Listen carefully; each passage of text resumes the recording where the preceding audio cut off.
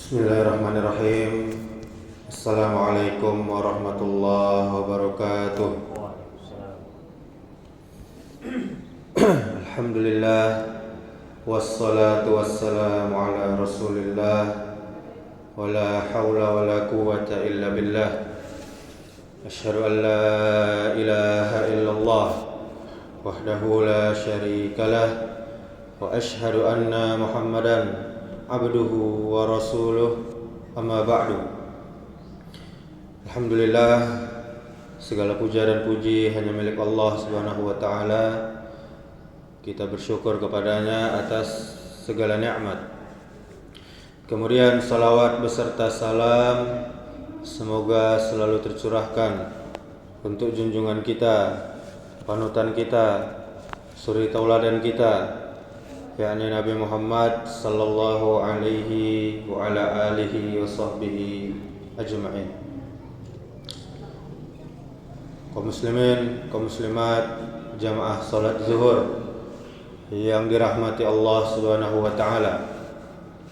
Pada kultum kali ini bahasan kita arahkan kepada firman Allah Subhanahu wa taala tentang Fir'aun yang memerintahkan Haman, menterinya, untuk membangun mahligai tinggi dengan harapan bisa mencapai jalan langit dan melihat Tuhannya Musa. Wa qala Fir'aunu ya Haman ibni lisarhal la'alli ablughul asbab as-samawati fa'attali'a ila ilahi Musa wa inni la adunnuhu kadhiba wa kadzalika zuyyina li fir'auna su'u 'amalihi wa sudda 'anis sabil wa ma kaidu fir'auna illa fi tabab. Dan Fir'aun berkata, wahai Haman, buatkanlah untukku sebuah bangunan yang tinggi agar aku dapat mencapai jalan-jalan atau asal usul langit dan melihat Tuhannya Musa. Sesungguhnya aku yakin Musa adalah pendusta. Dan demikianlah diperlihatkan kepada Fir'aun keburukan perbuatannya, dan dia dihalangi dari jalan yang benar, dan tipu daya Fir'aun hanyalah menuju kehancuran, menuju kebinasaan. Surah Ghafir ayat 36 sampai 37. Bapak Ibu kaum muslimin, jamaah zuhur yang dimuliakan Allah Subhanahu wa taala. Fir'aun adalah simbol kesombongan, keangkuhan dan pembangkangan terhadap kebenaran. Dengan kekuasaannya dia berusaha menentang Rabbul Alamin, meski pada akhirnya tipu daya dan usahanya hanya membawa dia pada kehancuran. Al-Imam Ibnu Katsir rahimahullah menulis, dan ini adalah kekufuran dan pembangkangan, yaitu dia membantah bahwa utusan Allah, yakni Nabi Musa alaihi salam, telah diutus oleh Rabb-Nya, oleh Allah Subhanahu wa taala. Dalam tafsir Ibnu Katsir, penerbit Al-Maktabah Al-Islamiyah Kairo.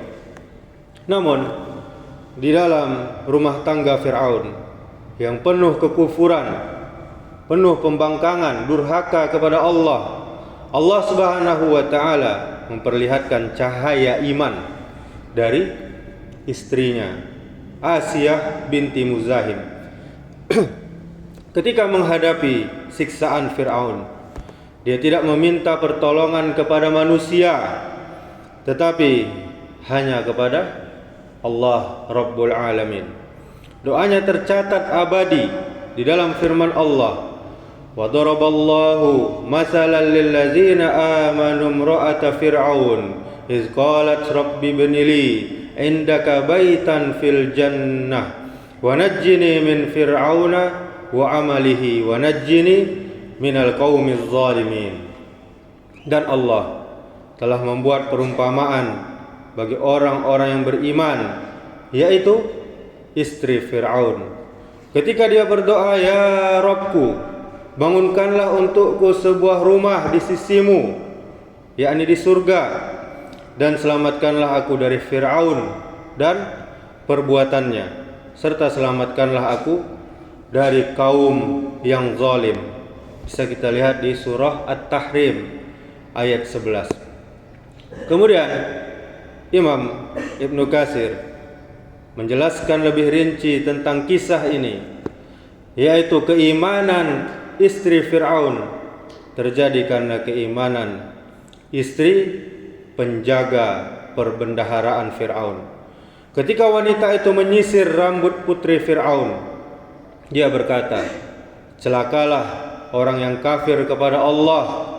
Lalu Fir'aun menyiksa wanita itu hingga anak-anaknya dibunuh di depannya, di hadapannya.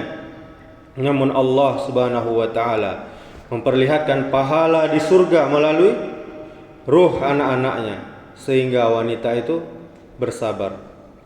Kemudian istri Fir'aun mendengar dan menyaksikan langsung kesabaran serta keimanan wanita tersebut, sehingga dia pun beriman kepada Allah Subhanahu wa taala. Fir'aun lalu menyiksanya juga dengan kejam. Namun Allah memperlihatkan rumah Asiyah nantinya di surga, sehingga dia pun tersenyum meskipun dalam penderitaan. Kemudian Fir'aun berkata, "Tidakkah kalian heran melihat wanita ini disiksa tetapi tetap tertawa, tetap tersenyum?"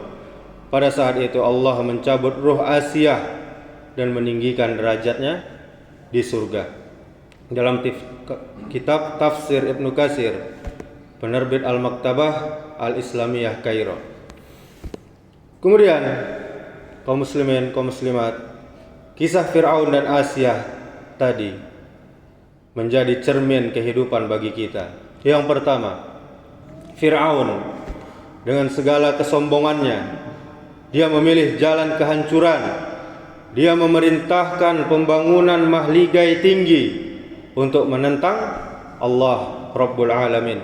Namun semua tipu dayanya berakhir dalam kehinaan. Kemudian yang kedua, Asiyah dengan keimanannya, taatnya, patuhnya kepada Allah, dia memilih jalan keselamatan. Dia tidak meminta perlindungan kepada manusia, tetapi hanya kepada Allah Subhanahu wa taala, dan Allah mengabulkan doanya. Kisah Asiyah binti Muzahim, seorang istri Fir'aun, adalah kisah tentang seorang wanita beriman yang berjuang mempertahankan keimanannya di tengah kekuasaan yang zalim. Asiyah meskipun sebagai permaisuri Fir'aun, dia tetap beriman kepada Allah dan dia tidak menyembah Fir'aun sebagai Tuhan. Dia bahkan menjadi ibu angkat dari Nabi Musa alaihi salam dan menjadi salah satu wanita ahli surga karena keimanannya. Kisah Asiyah mengajarkan tentang pentingnya mempertahankan keimanan bahkan di tengah kesulitan dan tekanan.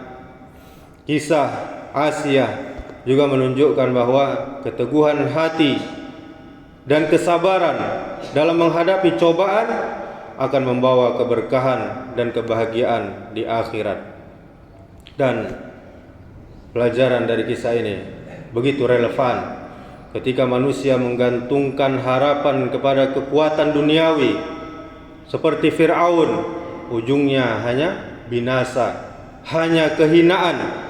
Namun ketika seorang hamba berserah diri penuh kepada Rabb-Nya seperti Asiyah, Allah senantiasa memberikan jalan keluar yang terbaik bahkan di tengah kesulitan. Demikianlah, semoga Allah menjadikan kita termasuk hamba-hambanya yang istiqomah dalam iman dan tawakal, sebagaimana Asiyah istri Fir'aun.